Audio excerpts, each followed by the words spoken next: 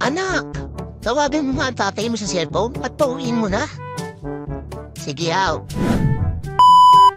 Nay, ay nakausap mo na, haw. Kaya lang ho, babae po ang sumasagot. At busy daw po si tatay. Sinasabi ko naman nga ba? May tinatago yung tatay mo? Teka, ano ang sabi ng babaeng yan?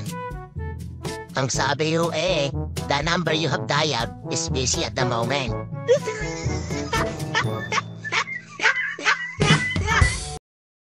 Uy pare, grabe yung social media ngayon, ang daming fake news. Teka, akala ko ba enjoy ka sa memes at cat videos? Oo, pero ang hirap i-untangle ng totoo sa fake. Paano kung fake na yung cat videos? Di fake happiness na lang tayong lahat. Tatay, may tanong po ako sa inyo. Ano ba yun, anak?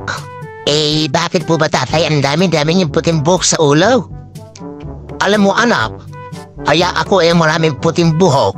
Kasi sa bawat kalokohan ng anak, bumuputi ang buhok ng ama.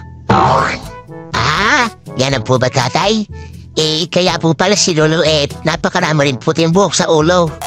Uy, shit!